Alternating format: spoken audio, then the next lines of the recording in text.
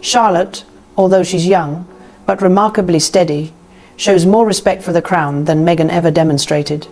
Reassigning Sussex to her isn't punishment, it's necessity. She will honor what Meghan treated carelessly. The confirmation arrived without ceremony, but its impact tore through the palace like a thunderclap. Behind a closed door, Meghan stared at a legal notice carrying the name of the woman whose memory had shaped so much of her royal story. Palace lawyers had reached their final conclusion. Diana's remaining private estate, preserved possessions, personal archives and symbolic inheritance would pass entirely to Princess Charlotte. Not Harry, not Meghan, Charlotte alone. Before we go deeper into what this really means for the royal family, make sure to subscribe so you don't miss a single update. Meghan read the first page once, then again, as though the words might shift. They did not. Beside her, Prince Harry remained frozen, watching the color fade from her face while the document rested between them. He understood why the ruling cut so deeply. This was not simply about money, jewels, or old papers. It appeared to shut Archie and Lilibet out of a private inheritance carrying their grandmother's voice, touch, and memory. The notice described Diana's protected private estate as a separate legacy arrangement preserved beyond her public will. In plain language, that meant a collection had been preserved under private family instructions, with palace lawyers supervising who could receive them. The list included handwritten letters, selected jewelry, private recordings, ceremonial keepsakes, and restricted family archives never opened to the public. Meghan lowered the papers, but her eyes stayed fixed on one paragraph near the bottom. Charlotte was identified as Diana's sole female dynastic successor. A dynastic successor, in this context, meant the female descendant chosen to carry a family legacy into the next royal generation. The wording felt deliberate. It did not sound like an accident. It sounded like a choice made knowing who would be included and who would be left outside. Harry reached toward the notice, yet she pulled it back before he could touch it. 3 palace legal departments had approved the decision. King Charles had personally acknowledged it. The king's involvement meant this was no junior recommendation awaiting reconsideration. The conclusion had traveled through the highest levels of the monarchy and returned with final authority. Meghan's shock hardened into something colder. She looked at her husband and asked, "How long has William known?" Harry opened his mouth, but no answer came. That hesitation changed the room.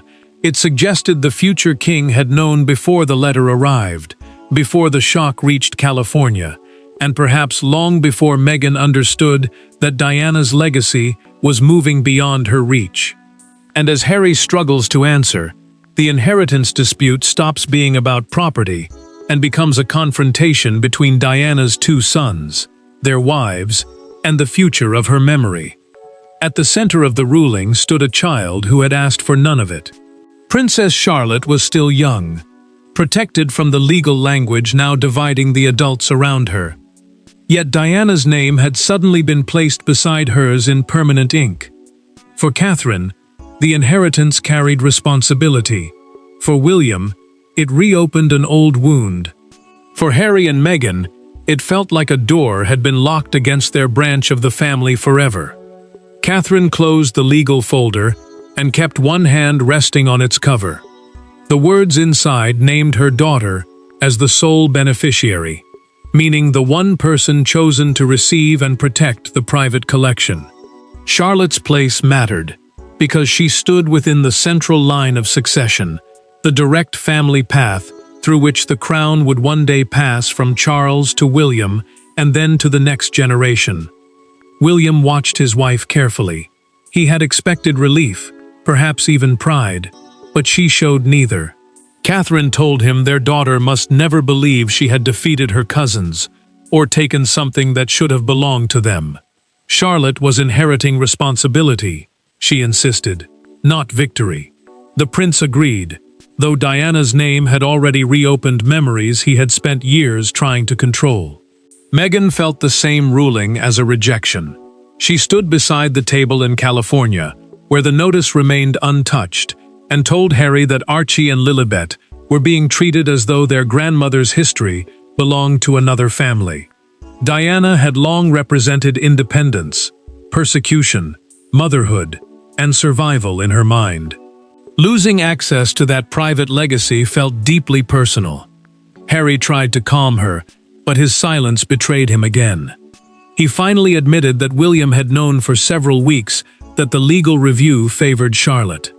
The future king had delayed telling him because he feared an early challenge could stop the arrangement before the lawyers made it final. That confession turned Meghan's sadness into restrained anger. Catherine opened the folder once more and found an attachment she had not noticed before.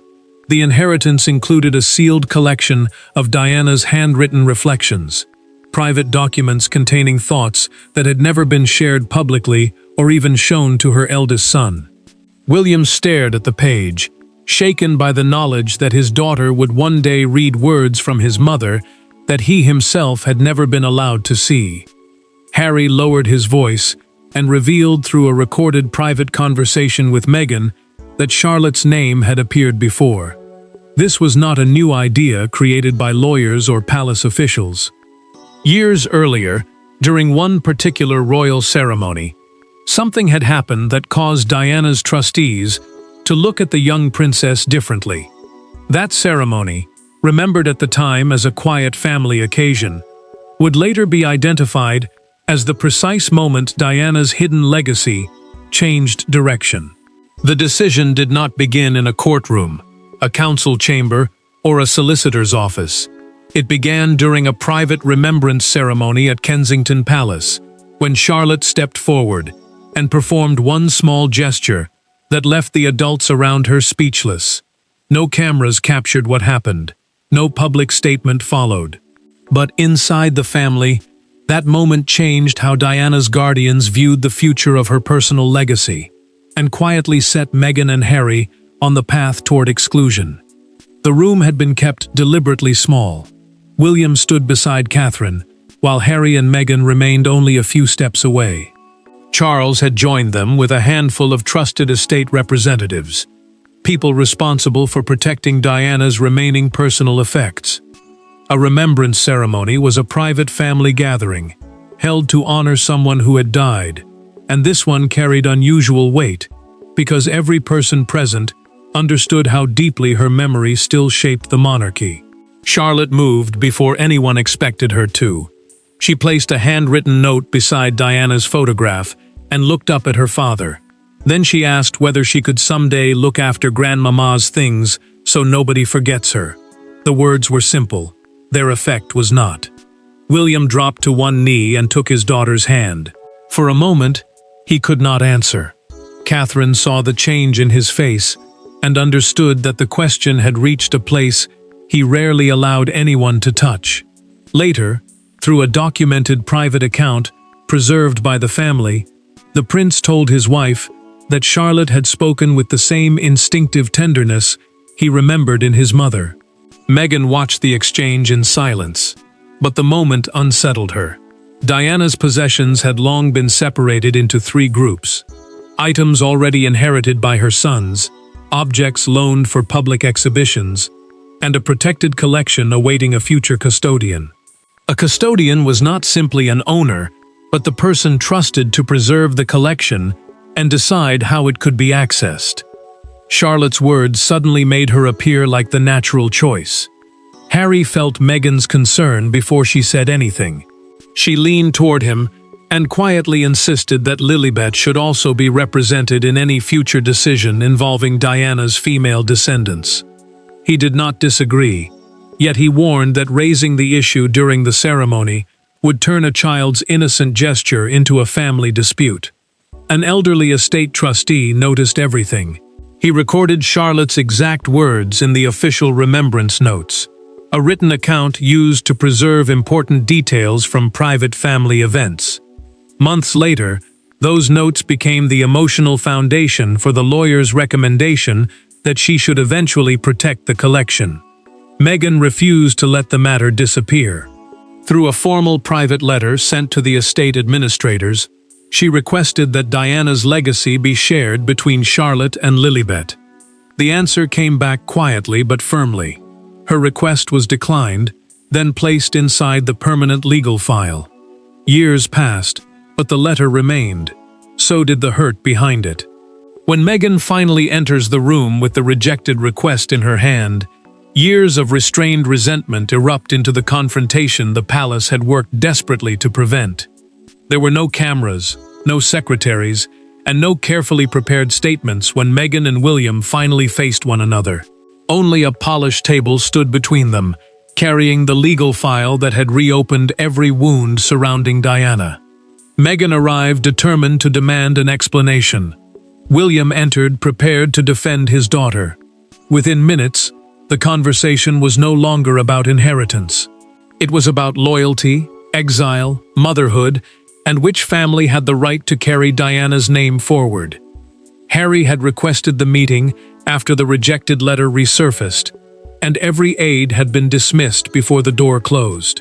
Only 4 people remained inside the Windsor sitting room: William, Catherine, Harry, and Meghan. A family custodian, the role now intended for Charlotte, was not simply someone receiving wealth.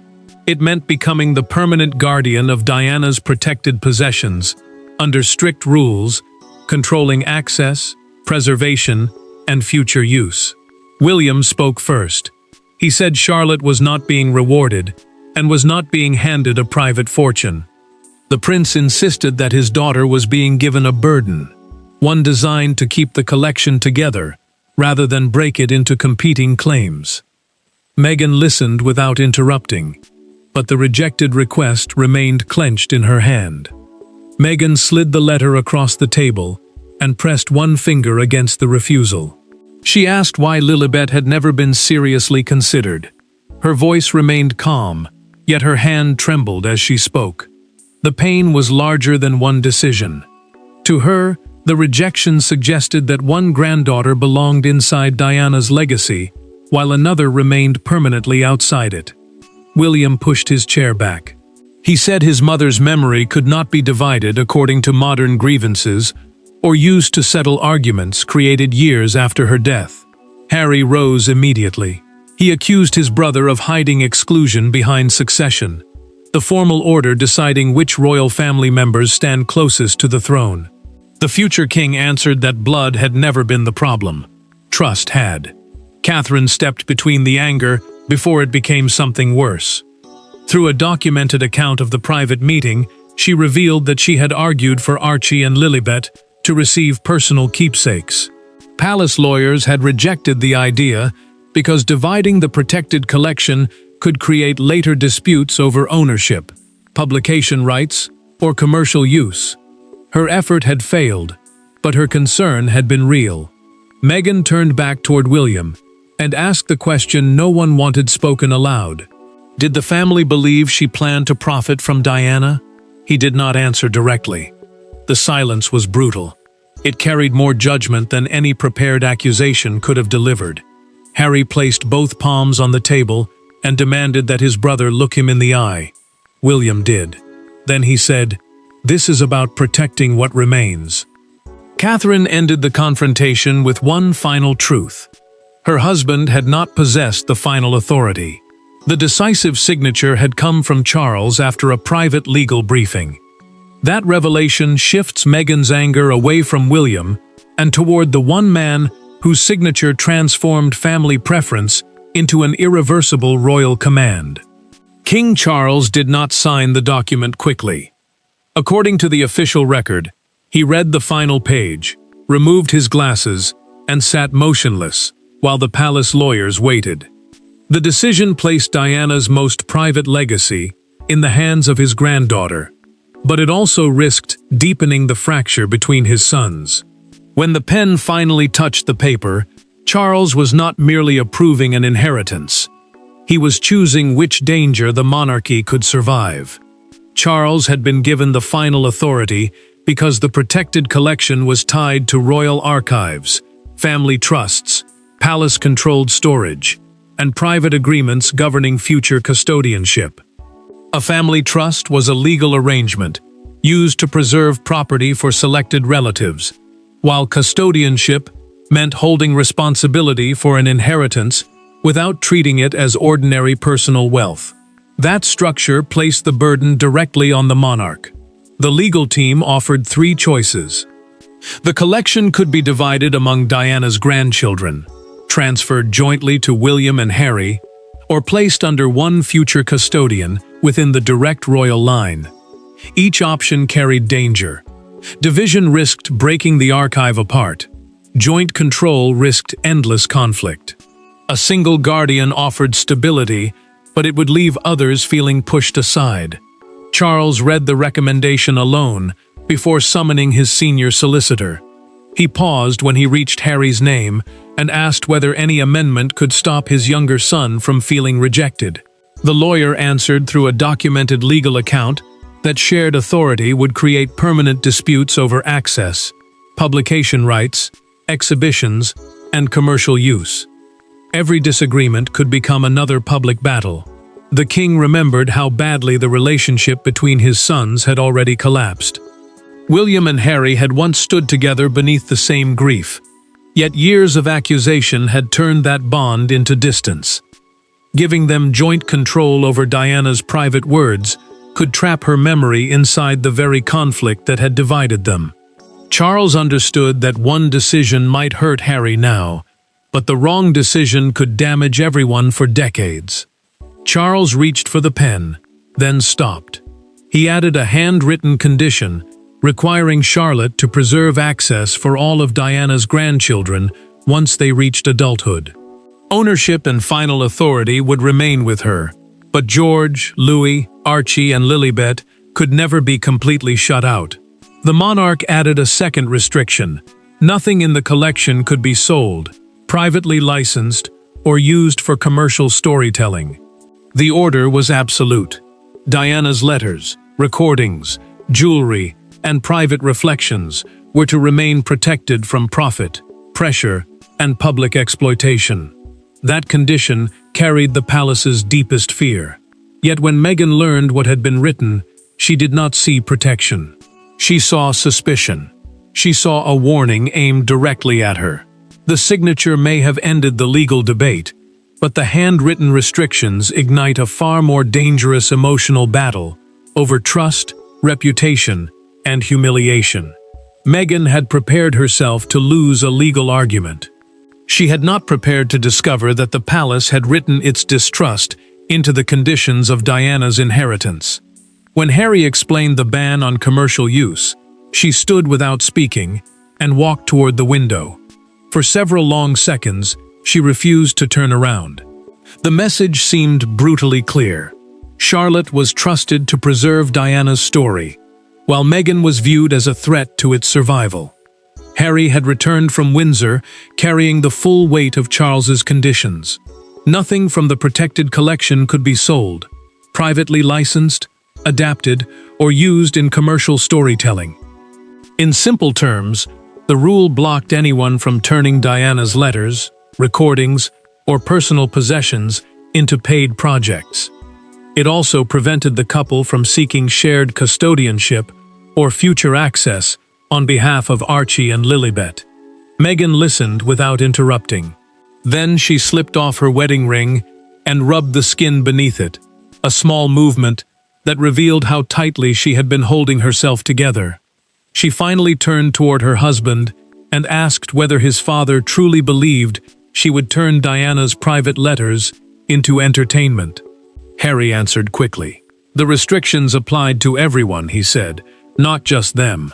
Yet Meghan heard something else. Only one side of the family had been repeatedly accused of monetizing royal pain, and only one woman in the room had watched public suspicion become part of a legal safeguard. To her, this was no neutral protection. It was a verdict written without using her name. The disagreement cut deeper because both of them understood the same decision differently. Harry saw a painful but necessary wall around his mother's memory. Meghan saw that wall built directly in front of her children. He tried to explain that Charlotte's role protected the collection from future conflict. She answered that protection meant little when Archie and Lilibet were treated as possible dangers before they were old enough to understand what had been taken from them. A second letter arrived before the tension had eased. Harry opened it and discovered that he could view selected items privately under palace supervision. Meghan could not accompany him without Charlotte's future consent. The conditions seemed distant because the young princess was still a child, yet its meaning was immediate. Harry lowered the page and felt shame settle over him. His access to his own mother's private legacy would one day depend on the niece he had once carried through palace corridors. He loved Charlotte, but the reversal broke something inside him. Meghan saw that pain and stopped arguing. That night, Harry chose silence over a public statement. He called William directly and requested one private meeting without wives, lawyers, courtiers, or prepared language. With every institution removed and every prepared argument abandoned, the two brothers are finally forced to speak not as princes, but as Diana's grieving sons. The turning point came without a lawyer, a crown, or a witness. William and Harry sat alone in a small room where neither man could hide behind protocol. For years, Diana's memory had been used as a shield, a weapon, and a justification for choices that drove them further apart. Now her estate sat between them like one final test. To protect what she left behind, they would first have to admit what they had done to each other. Harry had asked for one conversation with no wives, advisors, lawyers, or immediate written record. William agreed, and arrived at Kensington Palace, carrying nothing. His brother brought only an old photograph showing the two boys beside Diana, taken before grief, duty, and public anger changed the shape of their relationship. Protocol meant the formal rules controlling royal conduct, but none of those rules could protect them now. Harry placed the photograph between them. He said he was not fighting for jewelry, money, or ownership. He was fighting against the possibility that Archie and Lilibet would grow up believing they had been removed from their grandmother's family. His voice tightened as he admitted that the legal ruling felt like another locked gate between his children and the life he had once known. William listened, then answered with painful honesty. He admitted that he feared the collection would become another battlefield. The future king said private grief had repeatedly crossed into public storytelling, and he no longer trusted his brother to keep Diana's most intimate words away from books, interviews, documentaries, or commercial pressure. Harry did not deny the damage between them. Instead, he said exclusion created the very anger the palace claimed to fear. Every closed door deepened suspicion. Every silent decision made reconciliation harder. William allowed him to finish without interruption, then acknowledged that Charlotte's inheritance could never be presented as proof that one branch of the family mattered more than another. The prince finally revealed a detail preserved in Charles's handwritten access clause. Archie and Lilibet would be permitted to study Diana's protected archive once they reached adulthood. An access clause was a legal condition guaranteeing limited entry to private material without granting ownership.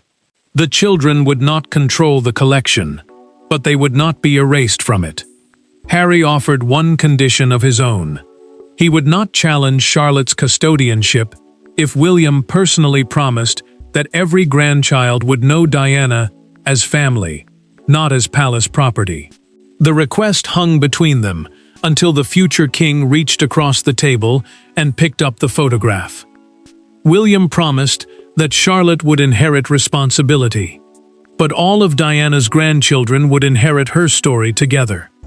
The brothers left without embracing, yet neither man walked away unchanged. Before the palace could explain the agreement, details reached the public. The brothers leave without embracing, yet their private agreement soon collides with a public spectacle that turns Charlotte's inheritance into a global judgment on Meghan. By sunrise, the private settlement had become the only royal story the world wanted to discuss. Outside Kensington Palace, cameras lined the pavement, while newspapers reduced years of grief to a single brutal headline. Some saw Charlotte as Diana's rightful heir. Others saw Meghan as a woman deliberately humiliated by the institution she had left behind. But one image, quiet, unplanned, and unmistakably human, changed the emotional meaning of the entire controversy. British broadcasters described the ruling as a historic transfer of Diana's private legacy to the next female generation of the direct royal line. That phrase meant the branch of the family closest to the future crown, beginning with William and continuing through his children. Palace officials then released a brief statement confirming Charlotte's future custodianship while stressing that every grandchild would receive protected family access. The headlines were less careful. One major newspaper appeared with the words, "Diana's legacy chooses Charlotte," stretched across its front page. Beneath them sat two contrasting photographs, the young princess smiling during a public appearance, and Meghan stepping from a vehicle with strain written across her face. The message was brutal. One woman had been elevated, the other had been defeated. Outside Kensington Palace, a crowd gathered beneath Diana's statue. One woman stepped forward carrying 4 white roses, each marked with a child's name: Charlotte, George, Louis, and Lilibet. Then she stopped, looked back at the flowers, and added a 5th rose for Archie. That small correction changed the mood around her. The inheritance belonged to one child, but the grief surrounding Diana still belonged to them all. Catherine arrived privately with Charlotte before the gates fully opened. The young princess noticed the 5 roses and asked why every child's name had been included. Her mother answered carefully. Inheritance, she explained, did not make one grandchild more loved than another. Charlotte listened, then said the collection should always remain open to her cousins. The response mattered because it turned legal ownership into moral responsibility. She was not speaking as a winner. She was accepting a duty that adults had nearly turned into a weapon. Catherine understood the weight of that moment and repeated the exchange in a documented family account later shared with palace officials. The palace made a deliberate choice. Instead of releasing another photograph of Charlotte, it published the image of the 5 roses beneath Diana's statue. The story shifted. What had looked like victory over Meghan became a reminder that every grandchild remained tied to the same woman. Meghan saw the image online. Her anger did not disappear, but it softened when she noticed Archie and Lilibet had not been forgotten. Beyond the headlines and legal language, the final verdict rests not on who received Diana's possessions, but on whether her memory became another family weapon or a reason to stop fighting. In the end, there was no triumphant winner standing over Meghan's defeat. There was only a young princess entrusted with the fragile remains of a grandmother she never met, 2 brothers forced to confront the damage surrounding their mother's memory, and a woman in California accepting that Diana's estate would never belong to her branch of the family. The ruling was final, but its deepest meaning was not exclusion, wealth, or revenge. It was responsibility. Charlotte would inherit sole custodianship and ownership of Diana's protected private estate under strict preservation conditions.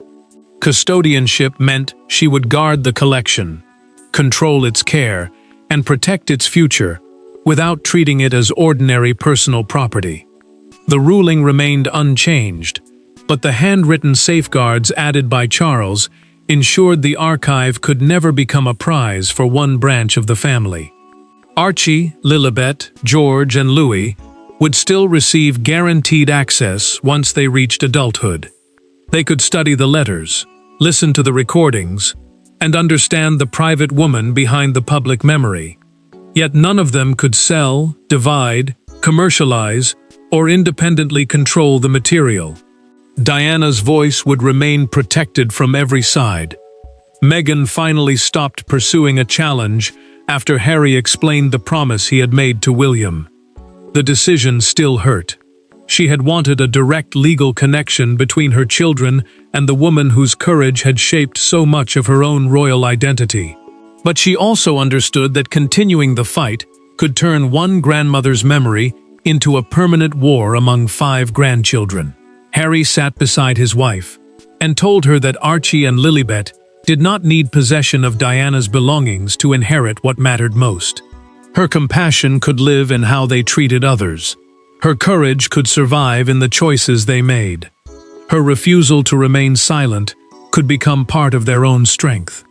Catherine placed the sealed custodianship letter before Charlotte at Kensington Palace, but did not allow her to open it. She explained that the document would become hers only when she understood that protecting history was not the same as owning it. The young princess touched the envelope, then asked whether Lilibet could someday read the letters beside her. William answered yes without hesitation. The prince's response fulfilled the promise he had made to his brother, and transformed the inheritance from a symbol of exclusion into a duty of inclusion. Charles's final conditions now stood as a protective wall around Diana's most intimate voice. Meghan had lost the claim she hoped to secure, but her pain had forced the palace to guarantee access for every grandchild. Charlotte had not replaced her grandmother. She had become the guardian of a legacy that adults had nearly destroyed through mistrust. And so the matter ends with a sealed archive, a repaired promise between brothers, and Princess Charlotte carrying not the spoils of a family battle, but the solemn duty of ensuring that Diana's memory is never divided again. Thanks for watching. Please don't forget to like and subscribe, and we will see you in next one.